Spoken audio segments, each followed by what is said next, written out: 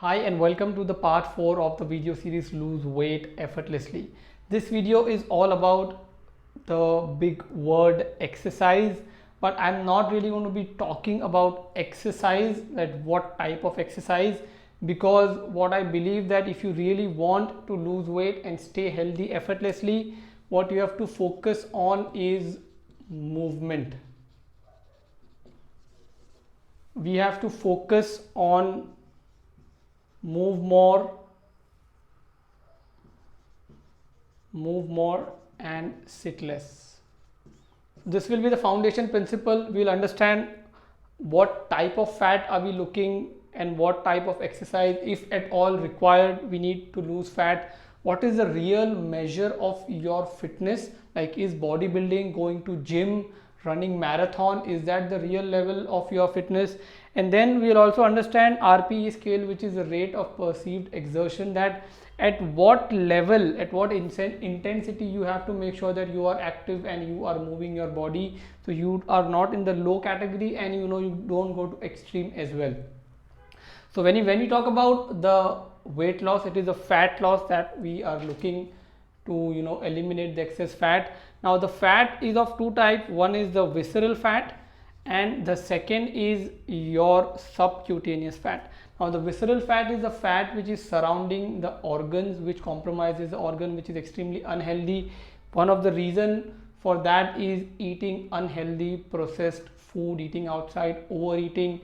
That is one of the reason. And if you think that, oh, I will eat whatever I want unhealthy and then tomorrow I will work out and I will exercise to burn, that is a complete unhealthy and the wrong way of thinking, because movement, physical activity or exercise cannot reverse the harms which you do to the body because of overeating. In fact, if you are eating processed, unhealthy, trans fat loaded food and if you exercise, that is even more harmful to your heart health and overall health. So exercise or movement or physical activity is not the solution for a poor eating habits. So one of the reason for visceral fat is the poor eating habits and lack of physical activity. You are not moving more, you are living a sedentary lifestyle. The second is the subcutaneous fat, the fat which is below your skin.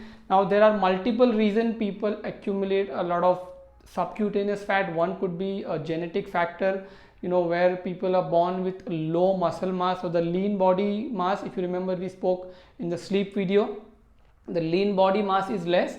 The body will automatically store more fat as a protection mechanism to protect your joints and your bones, and that is the reason a lot of people gain weight from the childhood.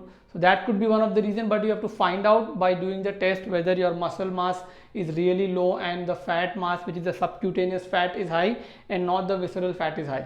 Another reason for a high subcutaneous fat is going on crash diets. So I have had clients who went on dieting and they went to hospital because they completely lost their muscle mass, and when they came out they started gaining more fat. So if you are going into extreme dieting, you remember in the sleep I spoke about that if you don't sleep you will lose more 80% of the muscle mass. So that is the reason. So if you go on an extreme diet and you suddenly or you exercise extreme, the weight loss which is happening is not actually the fat loss, it is a lean body mass that you are losing, and then when you stop doing that, the body starts accumulating more fat to save you.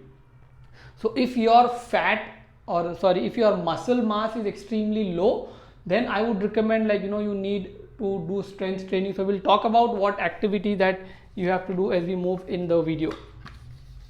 Now let's understand that what is the actual fitness. The measure of your health and fitness is not on the measure of your scale. So these three parameters are important to test the level of your fitness, because this fitness is not something which is for people who are in the 20s, 30s, 40s or 50s. The fitness level has to be there with you as long as you are alive, 80, 90, 100, whatever age. So the first one is your strength. Now strength, I don't mean bodybuilding or weightlifting. It means that you have strength to support your own self.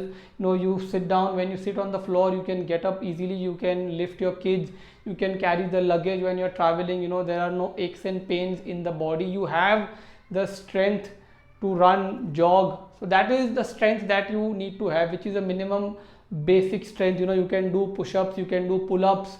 So basic body weight exercises you can do squats. So you know that the body is having adequate amount of strength.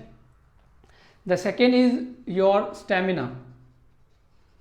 So I can run, I can jog, I can climb stairs easily, without losing my breath. I have the stamina. So you will be aware about your stamina, and the only way to know your stamina is to go out, run, walk, and then see how fast you get tired, or you're climbing stairs, you realize how fast you run out of breath.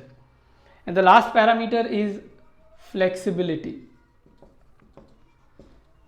I can bend down, I can easily touch my toe, I can lift, bend, I can twist and turn. I'm not going to hurt myself in the process. It is a sign that your body is flexible. So strength, stamina and flexibility is the real measure of your fitness. Now you could be 5 kilos, 8 kilos overweight than what the BMI is, according to the BMI scale. But if you have strength, stamina and flexibility, you can hike, you can run, you can climb, you can do yoga asanas. Don't worry, you are absolutely fine, provided your vitals and other parameters are absolutely fine. Don't worry about that, because I've had clients who are 50 kilos, 60 kilos, they don't have strength, they don't have stamina, and they don't have flexibility. Where I have, on the other hand, I have had clients who are 100 kgs, they have strength, they have stamina, they have flexibility. So it is not the measure of the weight. Sometimes some people need a particular amount of weight for their sustenance, and if you try to go hard looking at what people are telling you or at the BMI, you might even harm your body and you might lose your strength, stamina and flexibility. I've had clients who have gone on weight loss, and they have started getting knee pain and knee problems, because that was the weight which their body wanted for them to survive. That was their ideal body weight, but they were comparing their natural weight with the BMI scale. So you have to measure your strength, stamina and flexibility, and the only way to improve your strength, stamina and flexibility is you have to make sure you are moving your body. Now what are the things that you can do now? I'll be sharing steps which is specifically linked if you are wanting to lose weight, you have excess weight. The first is you can start with walking. Anywhere between 30 to 45 minutes. You can start with 30 to 45 minutes on a daily basis. I would not say daily, maybe 5 days a week, at least 150 minutes of walking throughout the entire week. So you can go 30 minutes for 5 days, which will make it into 150 minutes. So this is the minimum requirement. You can go from 30 to 45 to 1 hour if you are wanting to get rid of the excess fat, and if you feel that your body has excess weight. Now when you start walking, you will increase your strength, stamina and your flexibility levels as well. Now after you are done walking, what you have to do, you have to make sure that you are active throughout the day. This is very important, that if you go for a walk for 45 minutes and then you come home and you sit the entire day, then you are not physically active, you are not moving more, you are just exercising for 45 minutes. But then when you talk about the RPE scale, so 0 to 3 is somebody who is extremely inactive. So the simple measure would be like, you are sitting in your home and somebody rings the doorbell, and then you look at people around you that who is going to get up and open the door. It is a sign that your body is getting lazy, you are moving less and you are sitting more. So you fall in this poor category of rate of perceived exertion, that there is no exertion, there is no movement in your body which the body needs.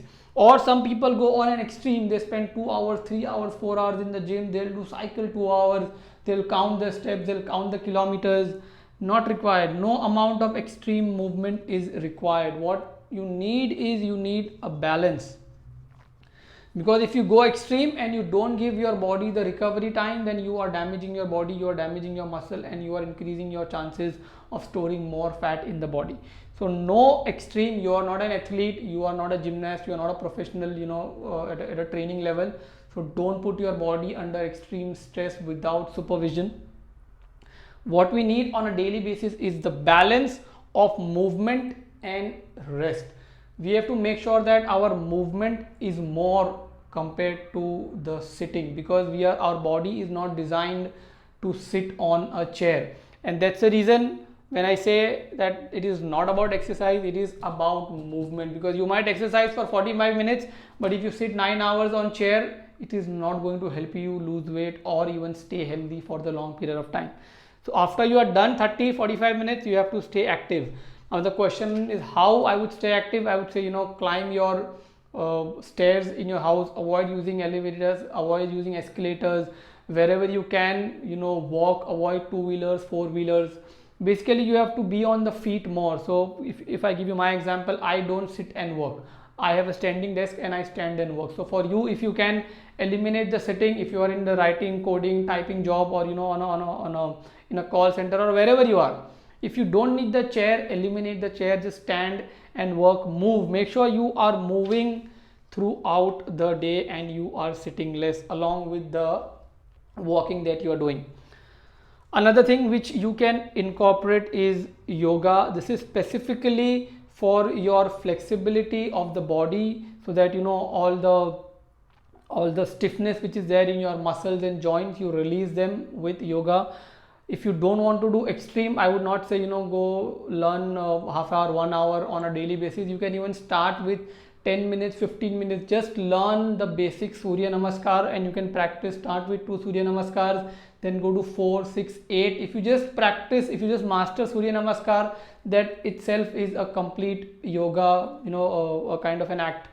You can do more, you can learn more if you want, but at least, if you want, you can add it twice or thrice a week. It depends on the time, the availability, and what you want to learn, because along with the flexibility of the body, it is really going to help you calm your mind, which I will be addressing in the next part, in the last part, which is the 5 keys to good health. So do not miss that part.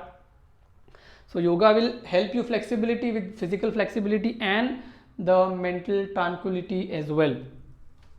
The fourth thing you can incorporate is play.